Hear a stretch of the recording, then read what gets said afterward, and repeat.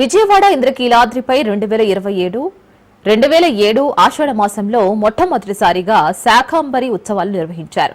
ఆలయ అలంకరణ, ప్రసాదం నిమిత్తం అవసరమైన కూరగాయలు రైతులు, వ్యాపారులు స్వచ్ఛందంగా దేవస్థానానికి విరాళంగా ఇస్తూ ప్రతి ఏటా ఉత్సవాలకు సహకరిస్తున్నారు.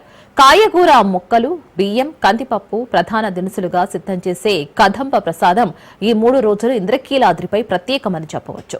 ఉదయం 6 గంటల నుంచి రాత్రి 9 గంటల వరకు భక్తులకు ఉచిత ప్రసాదంగా కదంబం అందిస్తున్నట్లు ఆలయ కార్యనిర్వహణాధికారి వికే సీనా నాయక్ తెలిపారు.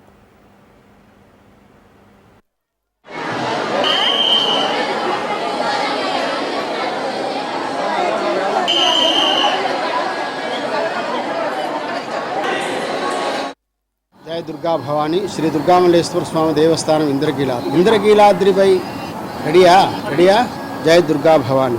ఇంద్రకీలాద్రిపై దుర్గా అమ్మవారి యొక్క శాకాంబరి ఉత్సవాలు అత్యంత వైభవపేతంగా ప్రారంభమైనవి. ప్రతి సంవత్సరం కూడా ఆషాఢ త్రయోదశి నుంచి పౌర్ణమి వరకు కూడా త్రయాష్నిక దీక్షగా అమ్మవారి యొక్క కార్యక్రమం 3 రోజుల పాటు జరుగుతుంది. ఈ 3 రోజులు కూడా అమ్మవారి విశేషమైనటువంటి అలంకారాలతోటి, అలాగే రకరకాలైనటువంటి కూరగాయలు, అమ్మవారికి పళ్లతో అలంకారం చేయడం జరుగుతుంది.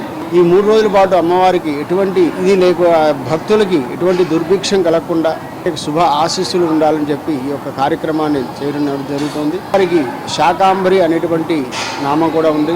శాకాంబరి ఇది విఖ్యాతం, ఎందుకంటే ఆ శాకాంబరి తోటి అమ్మవారు విఖ్యాతం చెందినటువంటి సప్తశతిలో ఉంటుంది మనకి. అటువంటి అమ్మవారిని మనం ఈ 3 రోజుల పాటు శాకాంబరి దేవిగా కొలుచుకోవడం అనేది మన భాగ్యం. అది భక్తులందరూ కూడా విశేషంగా అమ్మవారికి రకరకాల కూరగాయలు సమర్పణ చేసి, పళ్ళు సమర్పించి అమ్మవారిని